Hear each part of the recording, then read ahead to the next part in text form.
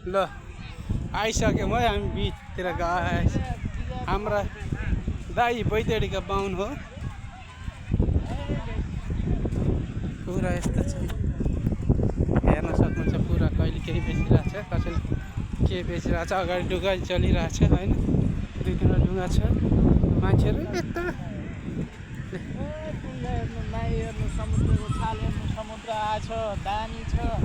यता आउनु होला, विजय थलावतीको गाउँ हो।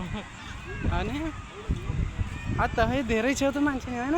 मान्छे नि के हो यार, सन्डे भएर के हो यार, अस्ति सन्डेमा त देखेको थिएन त होइन। आज त धेरै छ मान्छे। त डह्रो छ त हो। यो पुरा डोजर लगायो है, पुरा फालिसक्यो। एकचोटि छोपेर त्यो छोपेर मलाई ल जानु जानु जानु जानु। ल यो सालो भाइ हाम्रो भाइ हो भाइ। निलामगढी बिच विजय थलावतीको के घरनिर छौँ हामी।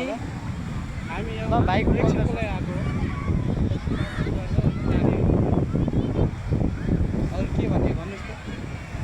भन्ने हो र। यो हेर्नु अब यो समुद्र छ, नाइ छन्, डुङ्गा छन् यतातिर। यो आज भिड भडाका धेरै थुप्रै हो।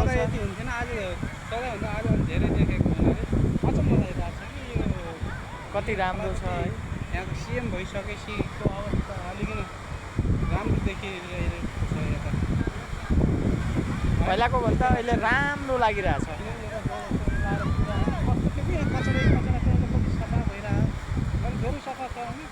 एकदम राम्रो छ यता।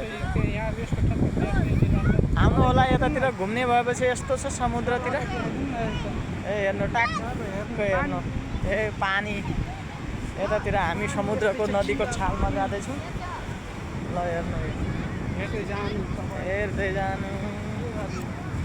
ल साइडले गाना गाउँदैछ। ल गाना सुन्नु होला।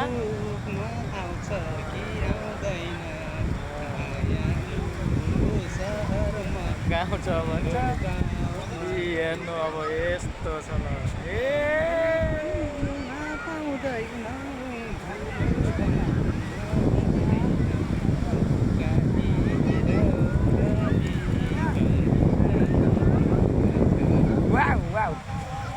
भाइले एक टुक्कानी सुनाइहाल्यो। यो हेर्नु अब समुद्रमा पानीमा गयो भाइ। मलाई त डर लाग्छ यस्तो समुद्रमा हिँड्न।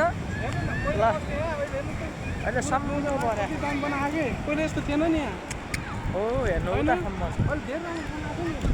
मेरी नै भित्र त्यहाँ पछि फलो फलो जस्तो छ तपाईँले नि।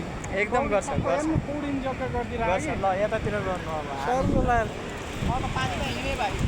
पानीमा जाँदैछु। त्यो अस्ति उहाँको के थाहा छ तपाईँलाई, अछामको साथीको यस्तै गरेर खस्यो नि मोबाइल। त्यस्तै होला नि। के गर्नु ल आइरहेछ है समुद्र यसरी आउँछ होइन। राम्रोसँग उफान पारिएर आइरह गाइस। सबैले सेयर गरिदिनु होला, फलो गरिदिनु होला, कमेन्ट गरिदिनु होला। यस्तै छ।